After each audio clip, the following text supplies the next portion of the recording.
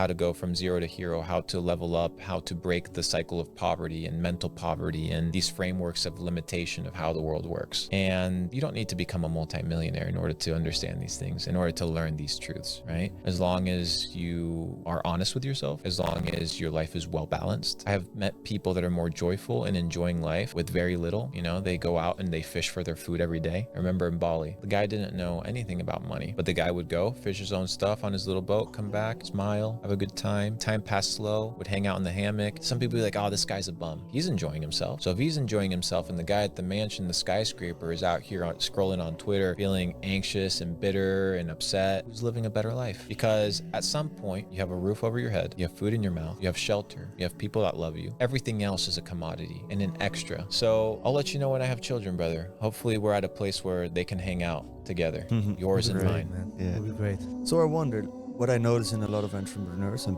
people across the board is if they strive for something bigger, it may be money or maybe in sports there's something, there's a part of them that's not content with the place they're at right now. So I don't have money right now and I want to be a millionaire. Or I'm not the number one in the world right now, but I want to be. And you start working and you have to find a balance between being content with the things you do and achieve, all the while staying not content to keep the fuel to keep working and developing. Do you think there's a way for people to be content, but all the while be working to something greater? And if yes, how do you go about that? Because of a lot of my goals, some sort of not being content with where I'm at right now. May it be the money I have, the body I have, a lot of things. And if I would be content, I would be like, well, fuck it, it's fine. I'm good like this, just like the fisher.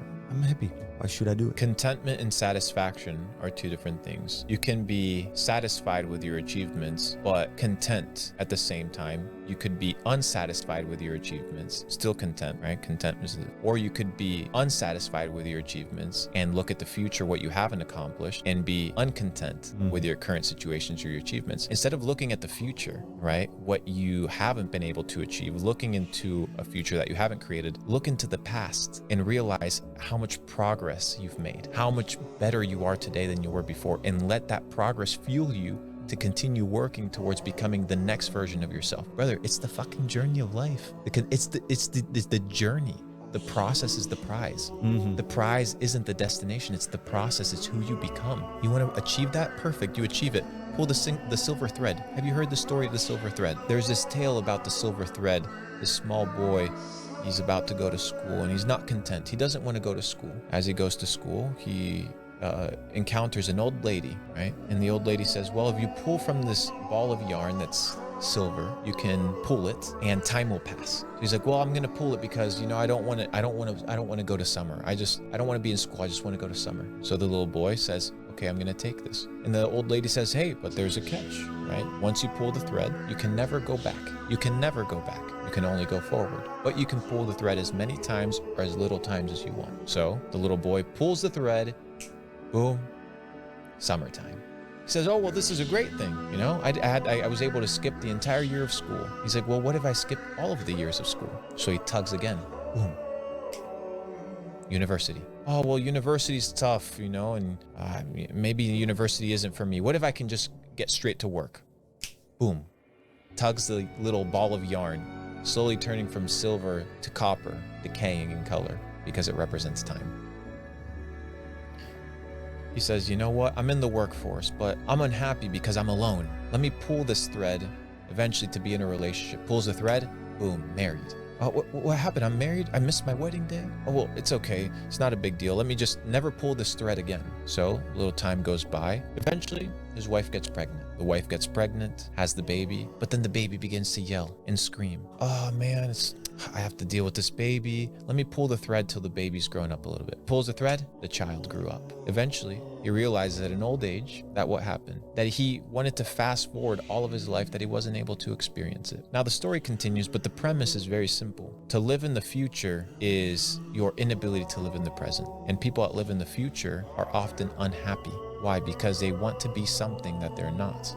look at the past, look at who you've become, the progress that you've made. And if you haven't made a lot of progress, just be happy at the fact that you're fucking alive, because you have the chance to make progress. And live in the present moment, here now, and use your time, energy, and attention, my friend, to pursue your goal. Interesting.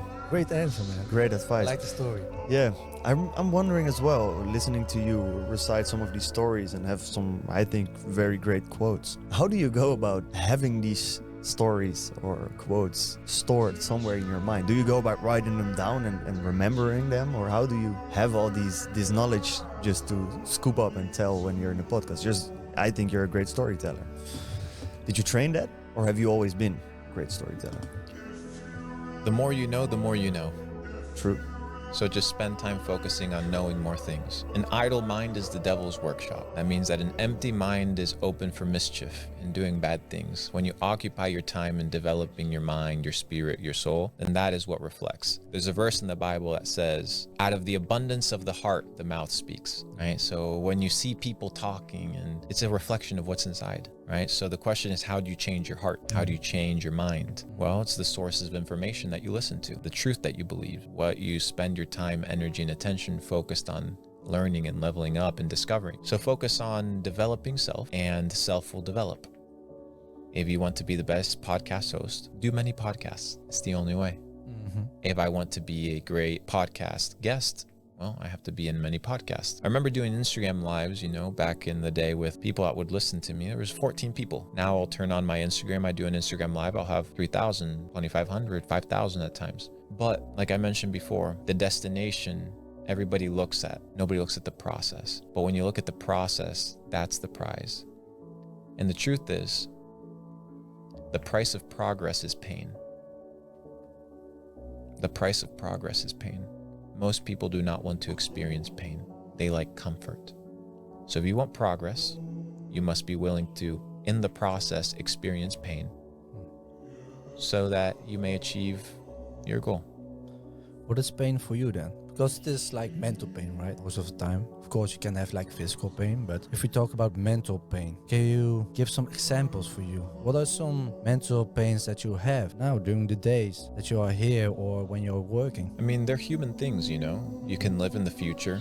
You can compare yourself to other people. I was walking in Dubai, and there was a guy that was walking, and he goes to a bench and he starts doing push-ups, arms against the bench, and he does 4 and he gets up and he walks past me. I'm like, bro, you only did 4, you're super weak. And he's like, and he started giving me reason. No, I only did 4, the bench was broken. I'm like, and I looked at my assistant. I said, even people that are strangers, they're always trying to justify their actions to others. So you always have the pain of comparison. It's easy to compare yourself in the age of the internet to other people. I'm human. The pain of living in the future, the pain of, we talked about this, of speaking down on your past achievements and what you could be, you should be, but you aren't.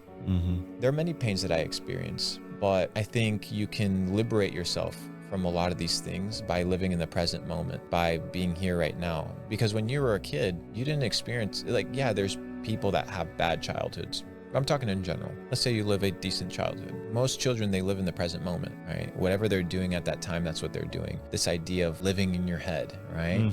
Doesn't exist. I have my team, sometimes they're like, oh, well, and they see me like looking out into the sky or whatever, looking like blank, and they're like, well, you're thinking about everything, aren't you? And I'm like, yeah, bro, I'm fucking thinking about everything, right? So sometimes I have to catch myself living in a state of pain, but often, like the Buddha says, being in a state of pain or living in a state of anxiety comes from attachment, or in a state of suffering, right? So when you're attached to things, attached to people, attached to identities, attached to philosophies, attached to all these things, then you end up being in a situation where you experience pain. But you don't have to experience suffering if you live in a state of what? No expectation, where you're just living life, taking it day by day, step by step, and enjoying yourself. The Buddha taught this, so it's his wisdom, not mine. Yeah. It's quite a lot of stoic thoughts as well, right? A bit of the interesting. So have you ever been into stuff like mushrooms or stuff, so psychedelics? Because a lot of people that have found themselves have done so through using some psychedelics as well as meditating, whatever. Have you done such things? Many. Yeah. Yeah. If you have a sober mind, you're clinically well. I recommend everybody go through a journey of the medicine of mushrooms. Mushrooms? Yes, Did you also try like LSD? I haven't tried anything synthetic. Everything that I've tried comes from the earth. And the reason I'll explain it why it may sound a little pseudoscience or crazy, but the mycelium network, right? The network of the mushrooms, it carries data and information, carries information and data on the earth, the history of the earth, the people that have interacted and walked on the earth. It carries data. That's why I use the word data sets, right? You download data sets from the universe. It comes from the mycelium network because sometimes you get an idea, but how do you know? People are like, oh, I'm a genius. Well, how do you know that that idea is yours? Maybe you're not a genius. Maybe you were in the right place at the right time to capture that idea and that thought. So what the mycelium network does when you consume mushrooms is it gives you access to a different frequency to tap into what? The data sets. And you get downloads of information, right? Like software into your brain that radically change your life.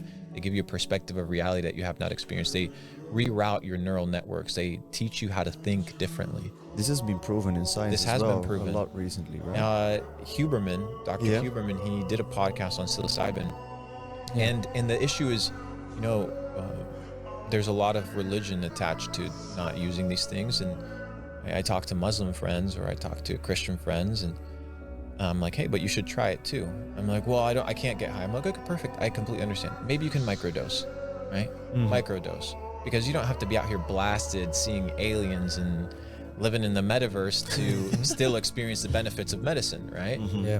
Because once again, this idea of abusing things can often happen, right? But you can't be afraid of not experiencing life, right? And that's what it goes back to, experiencing life.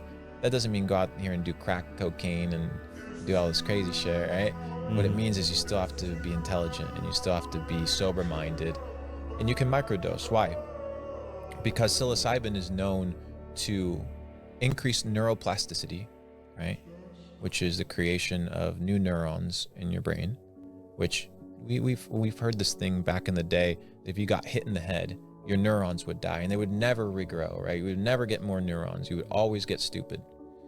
Well, psilocybin has proven that you can actually create neurogenesis, neuroplasticity, and finally creating new neural networks in your pathway on how your brain processes information.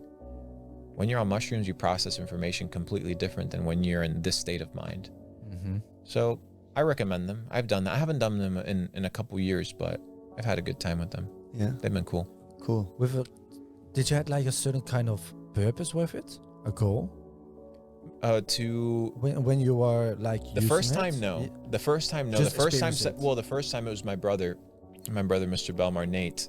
He was like, bro, like you have to try this. And I was like, okay, like sounds good.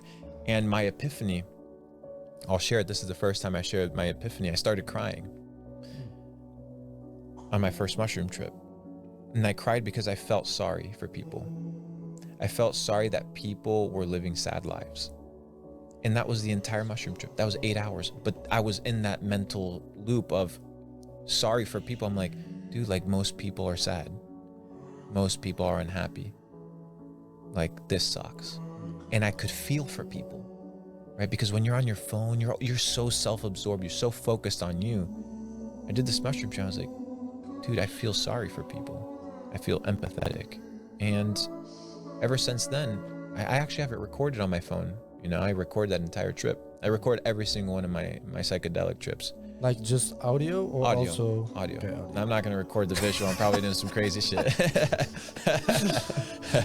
Would be great content. Yeah, facts, bro. Yeah. Damn. But yeah, bro, it's a good time. You're just experiencing life. But to talk on the other side of the coin, you know, you see a lot of mushroom heads or people that spend too much time doing these things. And it's like Alan Watts used to say.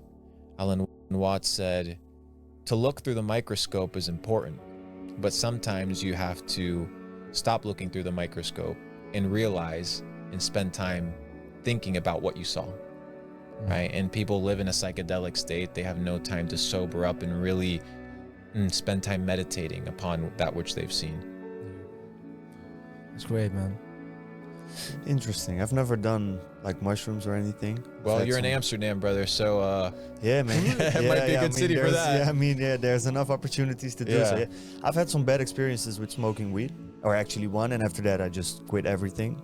But hearing these things, we've got another friend as well who used to have a company in mushrooms as well, so he really got into it, and he had some of the same very interesting stories as well. Just opening up windows or clearing out windows with visions that he had never had before. So got some great insights. yeah, I think it's all about how you position yourself, who you're with, the environment, your Yeah. age, your Sure. knowledge. You know, I did mushrooms one time with one kid that peed his pants and like he was throwing shit around the house and things of this nature. And I was like, okay, clearly this person's immature. They weren't prepared for this experience, right? So you have to be in a state of maturity because it's medicine. It's not a toy. It's powerful and it should be treated that way. Yeah. Yeah. You also talked about frequency. Mm. Can you describe that for us? Like, how can it affect your life when you have like a low frequency or a high frequency? So everything is in motion. Everything vibrates. Everything is constantly moving. The only reason why I can sit on this couch is because my atoms are interacting with the couch in a certain vibration whereby I'm not going to go right through it. But the reason you can interact with the air and it doesn't feel dense, right? Or you can kind of go through it, my atoms are interacting with it because they're vibrating at a different frequency. Vibrational frequency is real. And you have to start studying, in my opinion, without going too deep down the rabbit hole, on how vibrational frequency impacts reality. Energy is frequency, and frequency is vibration because everything vibrates. So to increase your vibrational state, you need to do things that increase your vibration. So who you spend your time with, who you share your energy with. You can have low vibrational frequency habits. You look at the yoga or the Buddhist spectrum of vibrational frequency. On the lower side, you have lust and you have ungratitude, or you have self-pity or shame. This is on the lower spectrum of the vibration. So if you're feeling these states, you are vibrating at a lower frequency. On the higher frequency, you have love, gratitude. Isn't that the best time you feel yourself to be, right? So you're vibrating at a higher frequency. So people would say, oh, the vibes are right. What does that mean? And how can you control the vibes? How can you control the vibration in the room? So without going super sciencey into that, it's important. As you're telling that, I just realized you're saying that, and I'm just trying to like wrap my hand around it or find examples in my own life. Sometimes when I choose to sleep in, even though I know I should get out, be active, have things to do, you're very well rested, but you feel very shitty. So your frequency seems to be low. And sometimes I get done with, like, for example, kickbox training, and I'm completely exhausted, but I feel very good. So I seem to be on a high frequency. So sometimes I think people think the frequency has to do with the amount of energy you have, but it's not the energy as we know it, right? Like, it's not the I'm exhausted energy. It's more of the how do I feel connected with everything around me. Is that right, or am I understanding it wrong? I'll answer this as the last question because it's already 10 o'clock. That's yeah, fine, yeah, no problem. fine, yeah. Energy input is extremely important. So what you input as the energy source or as the fuel for your body, right, will dictate the output of that energy. So if you're feeling lethargic, slow, tired, not after a kickboxing workout, but in the morning when you should in fact be feeling rested, there's something in the energy input that is causing that malfunction. Maybe it's the foods that you eat. Maybe it's what you're watching before you go to sleep. Maybe it's the fact that you're on your phone before you go to sleep. Maybe it's the fact that you had a terrible argument before you went to bed. Maybe it's the fact that you went to bed out of schedule, right? So all these things, they are bad energy inputs, low vibrational energy inputs. So the output will be in direct proportion, what? To the input.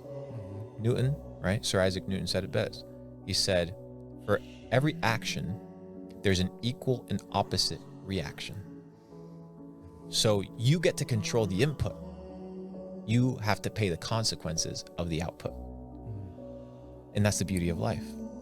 You control what you sow, but what you reap will inevitably happen. So if you wake up tired, well, it's most likely something in your life that you can control. Yeah.